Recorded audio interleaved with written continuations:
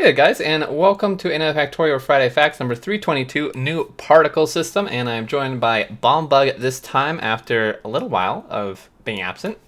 Yeah, how's it going? I've been gone for what, two of these so far? Two, I believe, yeah. Yeah. Unfortunately, they were both good ones, too. Yeah, I was just like so busy coming visiting you, doing escape rooms and Yeah, it chilling out. was. It slipped my mind. Yeah, I mean, real life sometimes, dang, does it take priority. I know it's terrible. I wish we could stay in the digital space instead of the meat space, but uh, until we can digitize our brains and upload them to the cloud and spend eternity in Facebook, Yeah, uh, I'll have to deal with this for now. not quite there yet. Yeah. So, release plans. This week, they released version 17.79 and marked it as stable. They've been calling this Stable 3 internally, and the main feature was the new tooltips, which were pretty awesome. Uh, so basically, one constraint they put on themselves when they started this more swift feature release schedule was they want to avoid breaking mods if possible. In principle, it's easy enough, but obviously, when they start renaming things and changing API features and stuff, it becomes more difficult. So, um, basically, their goal here is to accumulate the things that are going to break mods and release them all at once. Since we'll definitely be obviously breaking, we'll bump the major version number so it'll be 0.18. Um, so yeah, instead of releasing like multiple little things that break mods one after the other, they're just going to release one thing that just breaks multiple things at once, so the mod devs can just kind of take care of it all in one swell swoop. Awesome. Yeah, that'll be really nice. It's not fun when you get a surprise update that breaks your mod. I really think this is the whole point of this semantic versioning of the 0.18.0. Mm-hmm. You have the option of doing these major versions that people know come with breaking changes. Yes, exactly. It works very well. Uh, so now on to particles. So there's problems with particles. They've been in the game as long as anyone can remember, and they are pretty simple, all things considered. They're small, mostly decorative entities that we use to add a bit of visual gratuity to the death and dying of bugs and machines. For instance, biters are full of blood, so when they die, they make quite a splash. Let's try to count how many particles we spawn in a typical dying explosion. So as you can see, there's quite a lot here, actually. Yeah, that is a ton of particles. Yeah, it's It's kind of surprising because I didn't really think that there was this much detail to this, but I also kind of play really zoomed out, and there's like a lot of explosions and stuff going on. So yeah, it when you're fighting stuff, it gets pretty hectic. It's hard to like differentiate what all this stuff is. Um, so basically, it's just been the blood splatter has been replaced with a debug visualization to make counting easier. So it's quite a few. The Viter spawned 427 particles, and the spawner spawned 749. Um, mm, wow, Geez, that is so much. They don't persist very long, and they're only decorative, so it's all fine, right? Well, not really. One keyword I would like to highlight in the previous description is that they are an entity. So when Kovarex and like Soul Pond, Slipwind started making, Slip Owned. yeah, Slipwind. This is his name's Thomas, I think. I have no idea how to pronounce his username though. Started making Factorio. They made a robot system for managing game objects and their interactions. The entity system, everything that has a physical representation in the game world was built on top of the system. As the game grew bigger, it became obvious the entity system is too heavyweight for some things, and we can get better performance by creating more specialized systems. This led to removing items on belts from the entity system 012 and doing the same for smoke and terrain decoratives in later versions. Despite most other games or game engines having very efficient particle systems from the early stages of development, Particles Factorio is still piggybacking off Entity System in 017. This means that the particles are registered on the same or on the game service in the same generic way as everything else. This also means that they are iterated through when doing entity searches. So, what sort of engine actions do entity searches? Area trigger effects like grenades, flamethrowers, etc. Pathfinding to check a path. Obviously, we know what pathfinding is. movement collision check, such as correct characters, units, projectiles, and many others. As you can imagine, having thousands of extra entities to iterate through every tick can start slowing down the simulation. The worst case these days is defending your walls with flamethrowers. In the image below, all entities are highlighted with a debug visualization. So that's a lot. Yeah, that's like 15,689 lots. Yes, that is insane. And I have noticed that on maps with tons going on already and multiple flamethrowers and biters, there's definitely some performance drop in like kind of lag.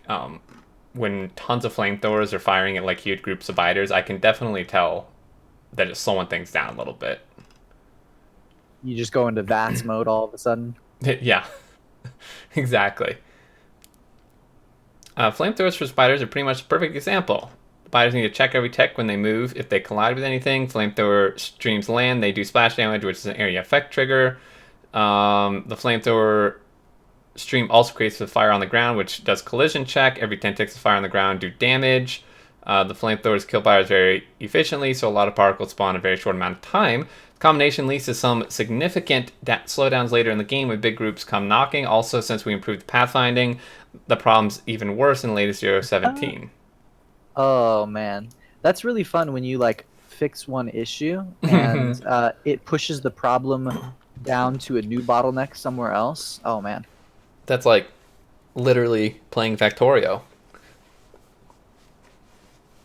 It's I mean that like, yeah, I mean in programming, but then that's pretty much what happens in the game too. absolutely. It's like, oh, I'm producing more copper plate, and now I've got to consume it. And now that I'm consuming it, wait, why is this belt empty? What's going on here?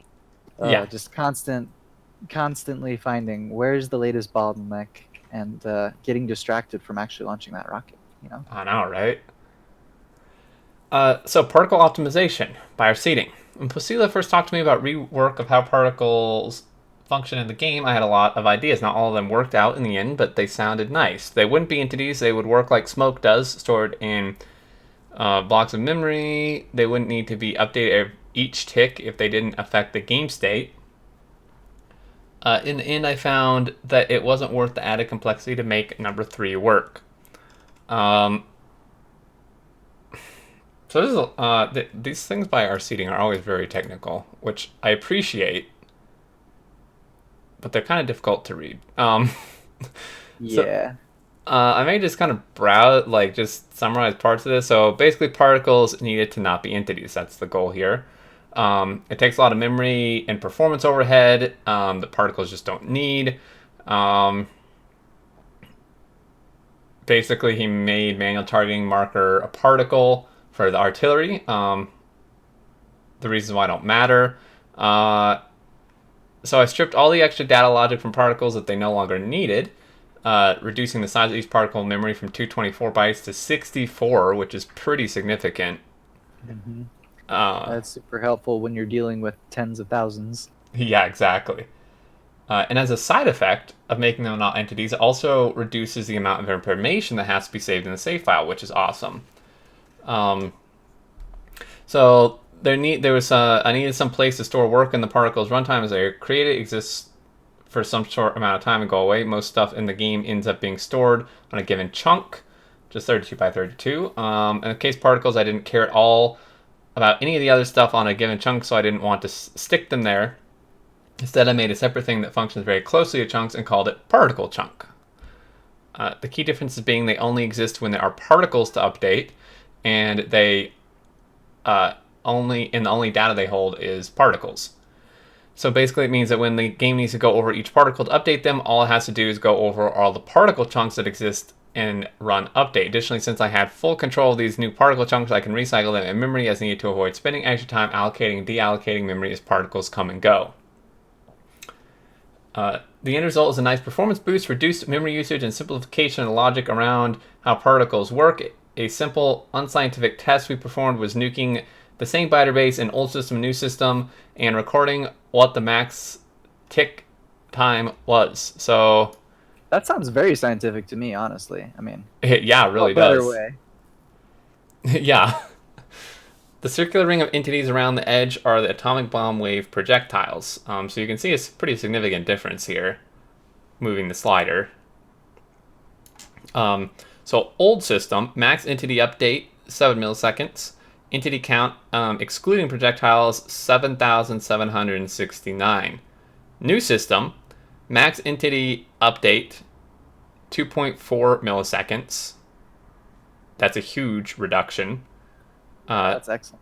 Max particle update, 1.7 milliseconds. And entity count, 786. So they made it basically a tenth of what it used to be in terms of That's the entity really count. cool.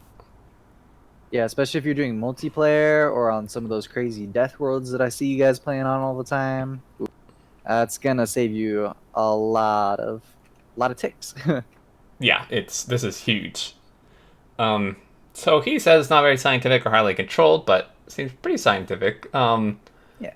But just have to give an idea, scale improvement, a 10 times reduction in the number of created entities and about 40% reduction in max update time. Having new optimization particle system also means the GFX team can go a bit more crazy with particle effects in the future. Which is fantastic. We like nice particle effects. Yeah. I don't know when this is being released. I would assume 018.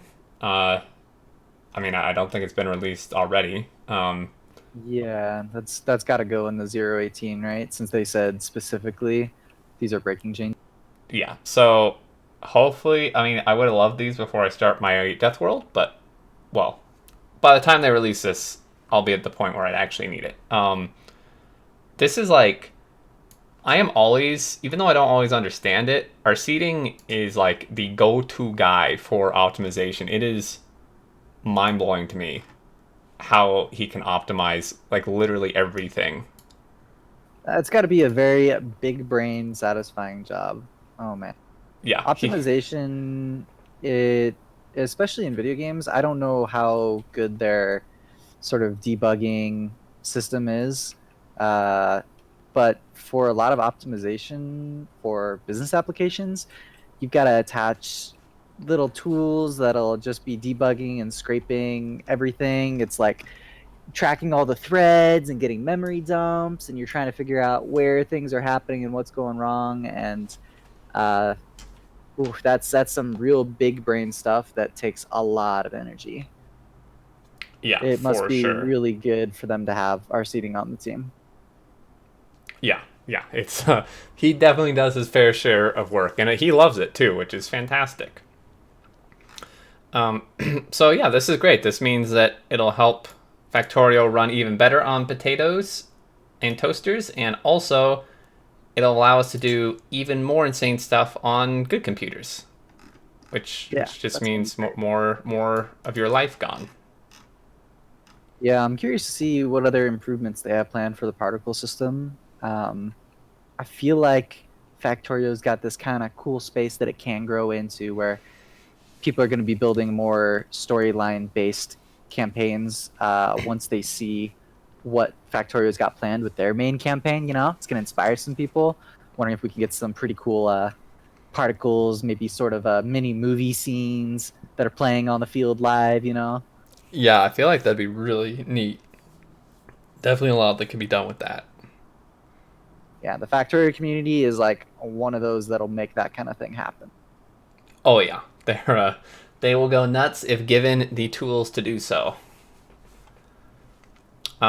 But yeah, that's it. So pretty short, but really good news as always. Just continued improvements and polishing and optimizations, which is awesome. So I definitely look forward to 018 whenever that happens to come out. Yeah, it's going to be a good one. Thanks for having me on, X. Yeah, of course, dude. I'm glad to have you back. Uh, it was kind of lonely here before. All right. Anyway, that's going to do it. Take care, guys. Leave your thoughts below on Reddit and on the forums, and we will see you later. Catch you later.